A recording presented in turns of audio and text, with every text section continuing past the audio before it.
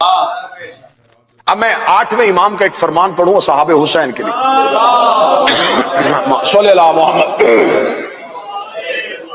اسے بہار میں علامہ مجلسی نے لکھا، میرے 8ویں شہنشاہ کا فرمان سنو۔ دیکھیں یہ امام بارگاہ، اس امام بارگاہ میں وہ سامنے علم، یہ علم عباس کی شبیہ ہے، خانہ کعبہ بیت المعمور کی شبیہ، مسجدوں میں گنبد خضرا کی شبیہ، یعنی کہ مسلمانوں میں 90% چیزیں شبیہ کی استعمال ہوتی ہیں۔ یہ جو وہاں سے پانی لیا جاتا ہے مکہ سے، یہ زمزم، یہ حضرت اسماعیل کی ایڑیوں سے نکلنے والا پانی اس کی شبیہ ہے۔ اور میں آپ کی معلومات میں اضافے کے لیے یہ بیان کر دوں کہ وہ جو آب زمزم، وہ جو زمزم اسماعیل نے نکالا تھا وہ بند ہو گیا تھا، یہ پھر عبد المطلب نے نکالا تھا۔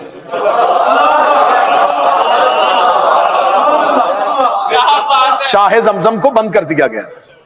حضرت عبد المطلب نے اپنے 10 بیٹوں کے ساتھ زمزم کے کنویں کو کھودا تھا اور اس میں سے تبرکات نکالے تھے اور پانی جاری کیا تھا۔ یہ جو آج مسلمان تبرک کے طور پہ لے کے آ رہے، یہ اسماعیل والا نہیں ہے، مولا حسین دے، یہ علی اور رسول کے دادا کا نکالا ہے۔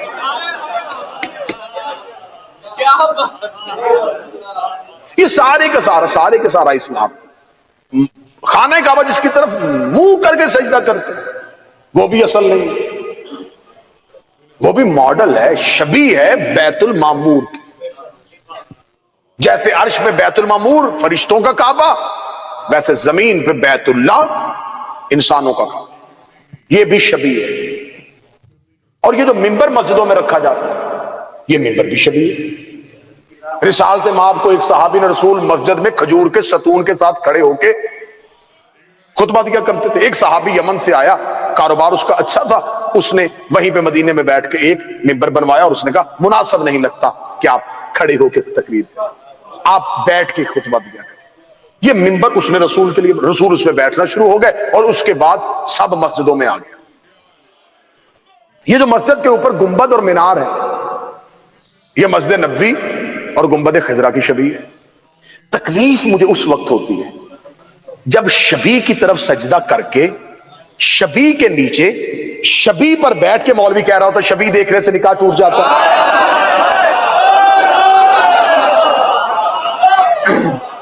شبیہ کو سجدہ کر کے شبیہ کے نیچے اور شبیہ کے اوپر بیٹھ کے، یہ جتنی بھی چیزیں ہیں یہ اشباہ ہیں، یہ شبیہ ہے۔ آج جو مسلمان جو جانور ذبح کرتے ہیں، اس بکرے کی، اس دمبے کی، اس مینڈے کی عزت شبیہ۔ اب شبیہ سمجھ میں آ گئی ہے تو اب شبیہ جو ہے یہ وہ ہے جس سے اصل یاد آئے۔ شبیہ وہ ہوتی ہے جو اصل کی یاد دلائے، لہذا شبیہ اس لیے بنائی جاتی۔ آج ہم ذوالجناح سے جا کے اس کے سامنے بیٹھ کے اللہ سے اگر اس کے توسل سے دعا کریں تو ہم جانور کو معبود نہیں بنا رہے، اس شبیہ کو وسیلہ بنا رہے ہیں۔ اور میں نے شاید کسی تقریر میں کہا تو اور میں دوہرا دیتا ہوں، یہاں پر وہ نوجوان بیٹھے ہیں جو گھوڑوں کو رکھتے ہیں یا جن کو گھوڑے پالنے کا شوق ہے۔ گھوڑے کی ایوریج ایج جو ہے، اوسط عمر جو ہے وہ 25 سے 30 سال، اس سے زیادہ وہ جی نہیں سکتا، زندہ نہیں رہ سکتا، یہ ایوریج ایج ہے۔ 10 محرم 61 ہجری کو حسین کے مرتجز کی عمر 128 سال تھی۔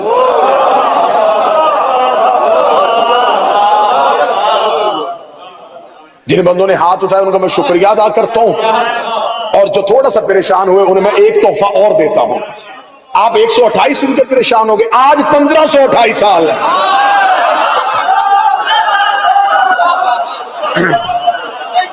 آپ کیا سمجھتے ہیں؟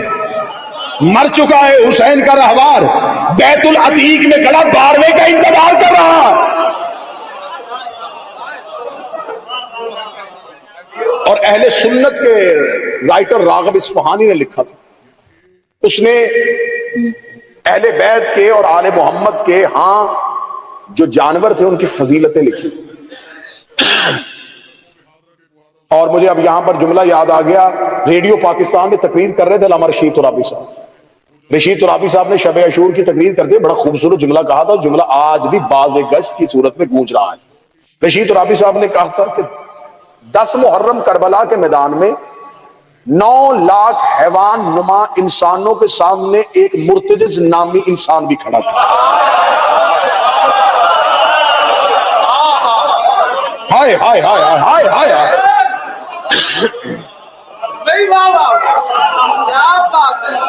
اب راغب اصفہانی نے لکھا اپنی کتاب میں، انہوں نے کہا کہ 10 محرم حسین گھوڑے کی سین پہ نہیں فرشتے پہ سوار تھے.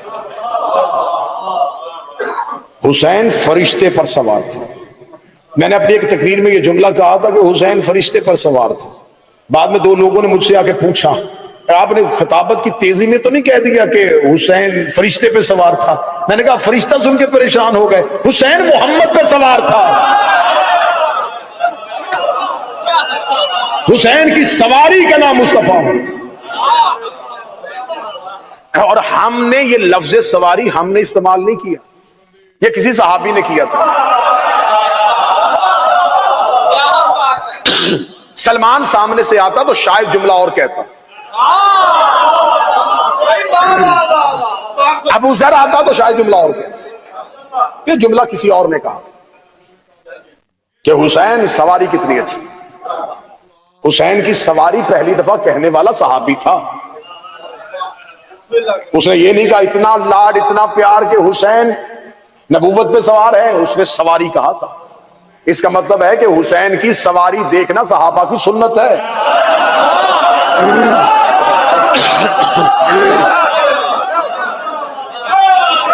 یہ پہلی دفعہ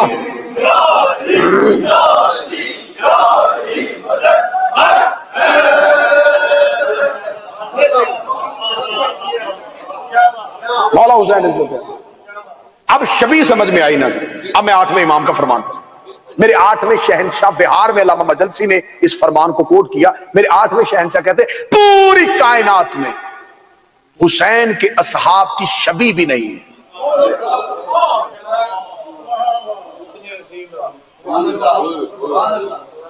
اللہ کے گھر کی شبیہ ہے. کہاں چلے گئے آپ؟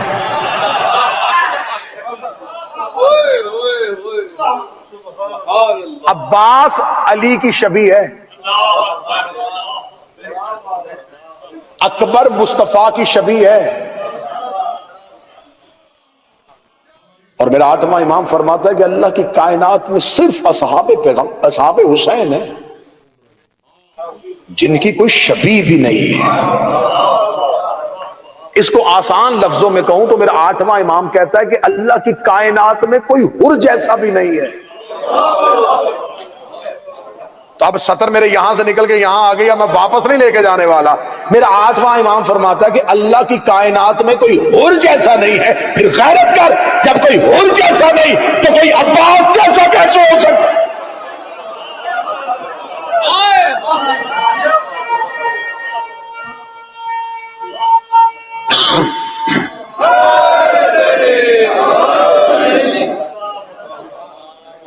اب آپ کے ذہن میں ایک سوال آئے گا، میں سوال کا بھی جلدی جلدی جواب دے دوں کہ اگر دیکھیں اگر کوئی بھی اصحاب حسین جیسا نہیں اور اصحاب حسین کی یہ مثال ہے تو پھر ہم زیارت میں یہ جملہ کیوں کرتے ہیں کہ الیتنی کنت معکم، کاش ہم کربلا میں ہوتے تو ہم بھی حسین کے ساتھ ہوتے. ہم ساتھ ہوتے، منکم نہیں، معکم، ان کے ساتھ ہوتے، ان میں سے نہ ہوتے. کاش میں جملہ سمجھا سکتا، میں جملہ واپس لے کے دوبارہ دیتا. ہم نے حسرت کی ہے لیکن ہم نے حسرت یہ نہیں کہ منکم، ہم ان میں سے ہوتے. ہم نے حسرت کی ہم ان کے ساتھ ہوتے. جیسے کہ خدا قرآن میں کہتا یا ایھا الذین آمنوا اتقوا اللہ وکونوا مع الصادقین، اے ایمان والو سچوں کے ساتھ ہو، ان میں سے نہ ہو جائے.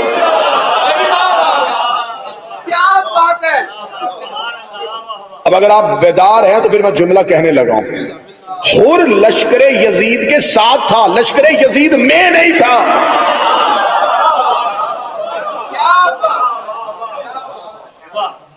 ابلیس ملائکہ کے ساتھ تھا،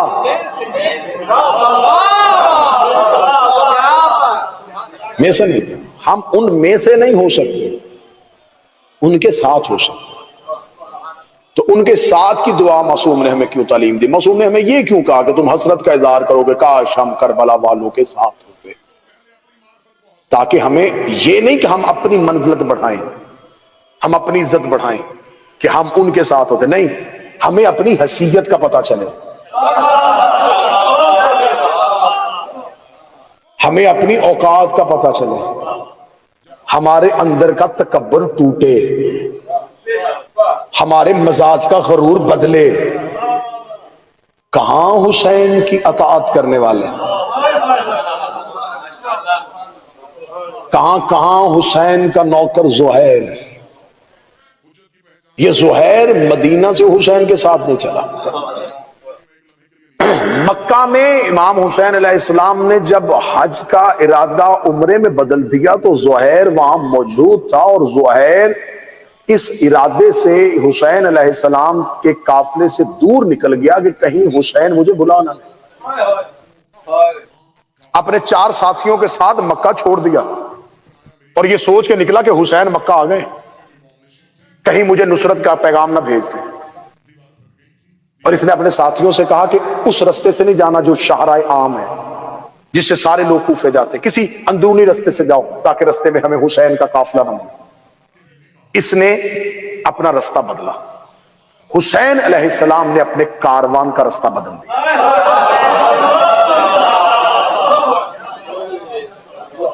زہیر جنگلوں میں چلا گیا اور حسین کا کاروان پیچھے۔ اب میں سطر پڑھنے لگا ہوں۔ یہ پہلا دریا تھا جو پیاسے کو لینے جا رہا تھا۔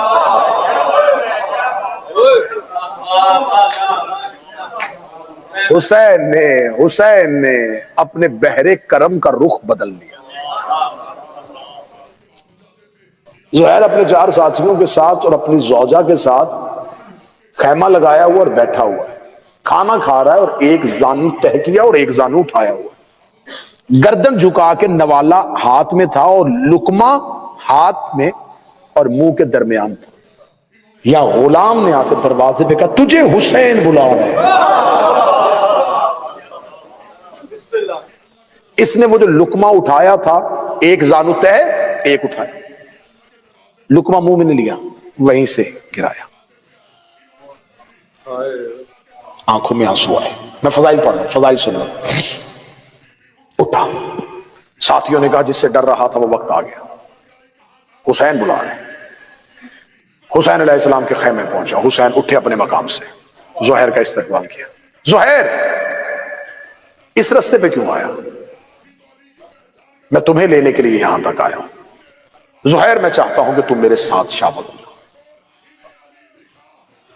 زہیر نے امام حسین کی طرف دیکھا اور دیکھ کے کہا میں ہی کیوں؟ میں نے کہا تھا کہ میں روز ایک امتیاز پڑھوں گا، ایک فرق پڑھوں گا۔ اصحاب حسین میں کوئی انفرادیت تھی۔ زہیر نے کہا میں ہی کیوں؟ ہزاروں کو مکے چھوڑ کے آیا، وہ روکتے رہے اور تو نہ رکا، میں آپ سے بچ رہا تھا، آپ کی نظر مجھ پہ ہی کیوں ٹھہری؟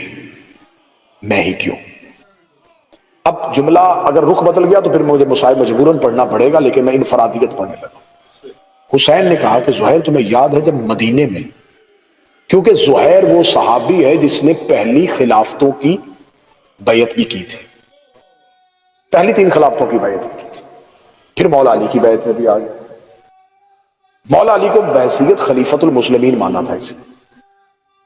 زہیر نے کہا میں ہی کیوں؟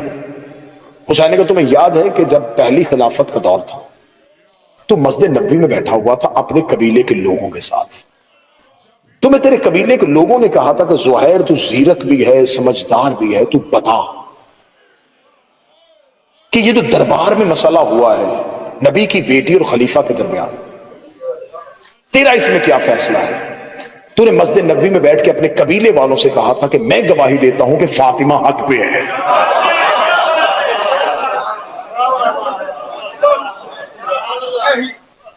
زہیر تو نے یہ گواہی دی تھی؟ زہیر کہتا ہاں میں نے یہ گواہی دی۔ حسین کہتے بس تو نے میری ماں کی عصمت کی گواہی دی، تو اس وقت سے میری فہرست میں شامل ہو گیا۔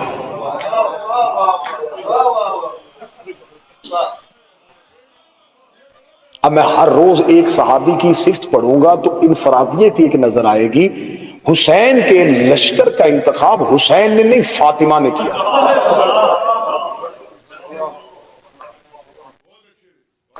یہ حسین علیہ السلام تک فہرست پہنچی تھی کہ ان کو بلاؤ۔ یہ انتخاب فاطمہ تو زہرا تھا۔ حر کے پیشانی پہ زہرا کا رومال کیوں آیا؟ حر کی پیشانی پہ زہرا کا رومال کیوں؟ جب حر نے امام حسین کے گھوڑے کی لجام میں ہاتھ ڈالا تھا تو حسین نے عرب کے محاورے کے مطابق ایک محاورہ بولا تھا، تیری ماں تیرے ماتم پہ روئے۔ یہ عرب کا محاورہ تھا۔ جب کہا نا تیری ماں تیرے ماتم پہ روئے، تو حر نے گھوڑے کی لجام چھوڑ کے مٹھیوں کو بھینچ کے کہا حسین تو نے تو میری ماں کا مجھے تانا دے دیا، لیکن میں تیری ماں پہ سوائے درود کے کچھ نہیں پڑھ سکتا۔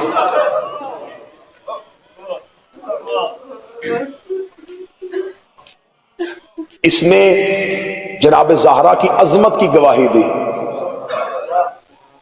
2 محرم تک حر حسین کی فہرست میں نہیں تھا، ادھر گواہی دی، ادھر یہ فہرست حسین میں، کیونکہ کربلا کی جنگ حکومت تخت تاج کے لیے نہیں ہو رہی تھی، حق زہرا اور حق علی کے لیے ہو رہی تھی۔